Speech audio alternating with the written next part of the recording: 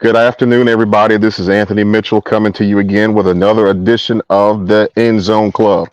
Today, we want to have a special guest and Mr. Rodney Holman, who I think we're going to have a special conversation. I've worked with Mr. Rodney in the past doing football camps. He's tremendous with youth, comes with a lot of experience and wisdom. But hey, who better to tell his story and introduce himself other than himself? Mr. Rodney, how are you today, sir? I'm doing okay, Anthony. How you doing? All is well on this end, sir. Considering the times and circumstances, it's good to see you again. Same to you. I mean, I know we tried to get together and get a camp going last summer before the pandemic hit. And Yes, sir. everything wayside in that regard due to safety and everything else. But glad you thought about me on this podcast. I like that. Definitely. A bit about myself. I'm out of a big family of nine, 7 boys, 2 girls.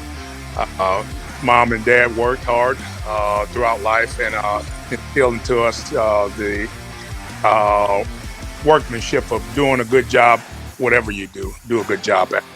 And you will be rewarded from the standpoint of view, or you will be rewarded from the standpoint of view of just knowing that you actually did a good job and gratification. I was able to apply that throughout my career as far as playing football and as like that. Getting a full ride scholarship to Tulane University in Orleans. Later on, graduating early from Tulane in 3.5 years, being drafted by Cincinnati Bengals in the 3rd round in 1982. 11 years with Cincinnati, Detroit, where I was born and raised, up there in Michigan. Was able to finish my career at home and played 3 years up in Detroit like that. After that, I went into coaching. Started out volunteering with New England on a coaching fellowship. Left there and called by Mike Dicker to come over to help them out at the tight end position. At that time, that year, I was hired as a coach with the Saints. And unfortunately, we put together in that draft, drafted Ricky Williams, put all the eggs in one basket behind one player. What are you guys doing? Might have been a gamble. Had Ricky been healthy and finished the year out, I think it'd been a remarkable year for us at that point in time. But Ricky got hurt in the preseason game and literally kind of cost us in that regards due to that position and that decision that we made. You can't cry with that kind of situation that happened like that. So we moved on. Got there and went to Cincinnati Bengals, back to my team that I actually got drafted by and played.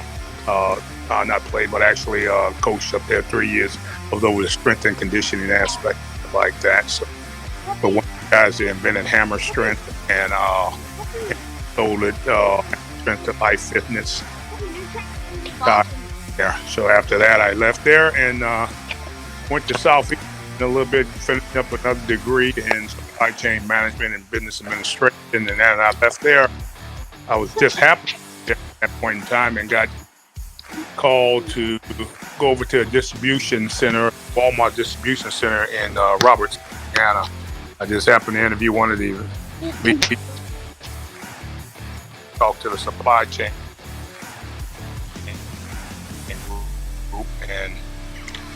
and I went back over the field, and when the professor said, the individual asked, where is he going? And they said, well, they use his other services on the football field. He coaches over there. So he said, hey, take this card and have him call the distribution center. Right now, I've been there for over 10 years, been with them at that point in time. So I got out of football at that time. I'm with the, I guess, retail and the sales and supply chain aspect of it. I got a degree in that, so that's where I've been at that point in time. Absolutely. You know, one thing about it, I know you kind of told a lot of years in a small, short period of time. But for those who were just now being exposed to you kids, this man was a 3-time All-Pro, Pro Bowler, played in Super Bowls against, of course, my 49ers, did a lot of tremendous things with 2 different teams along the way. One thing he's a leader.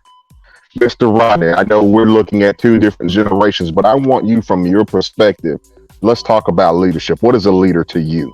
Leadership as an individual and You can look up the terminology in dictionaries regarding that.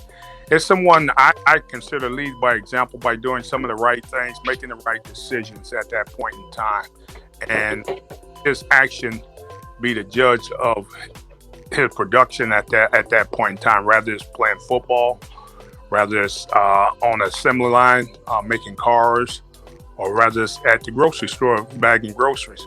It's how the individual carries himself, how the individual presents himself out there as an individual. Treat everyone as if he wanted, as like he wanted to be treated in that regards, like that.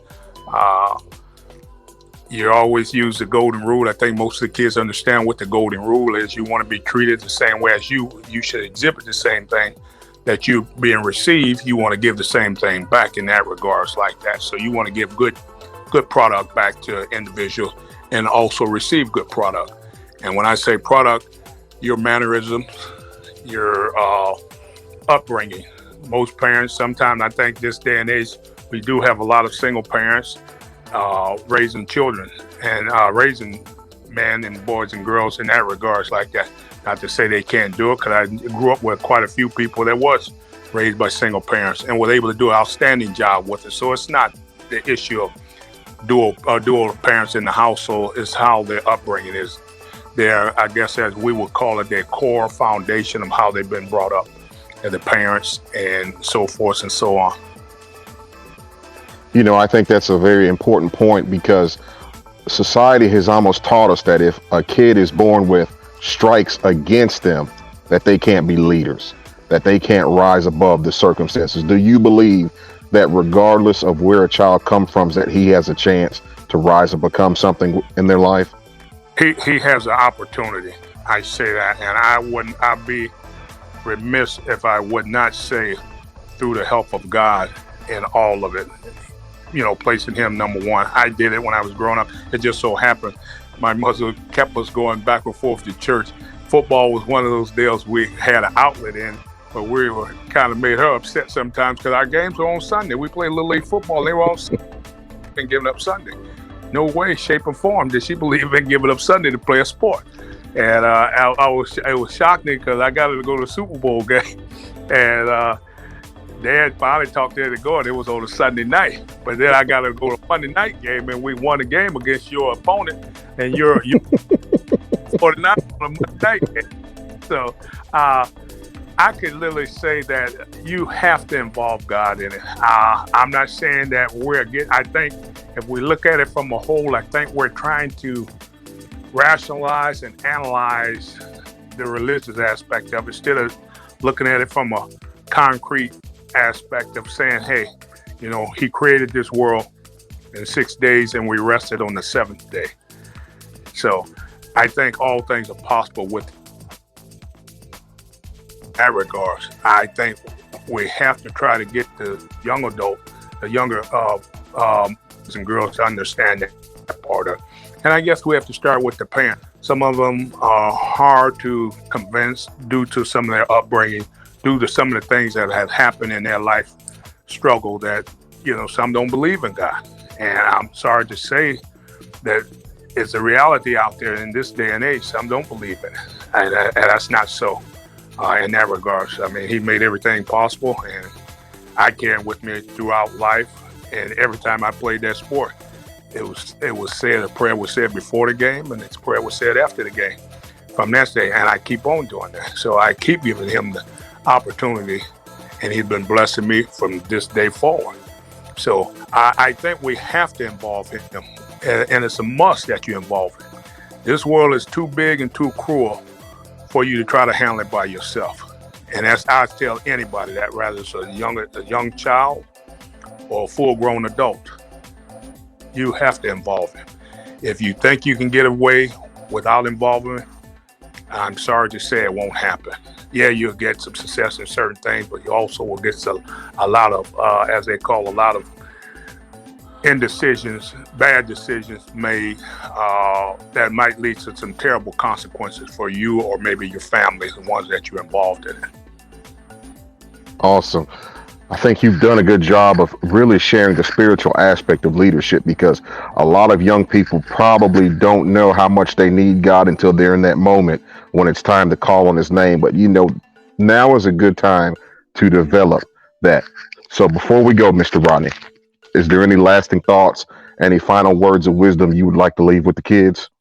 I would say to them to take each day one at a time and place him first.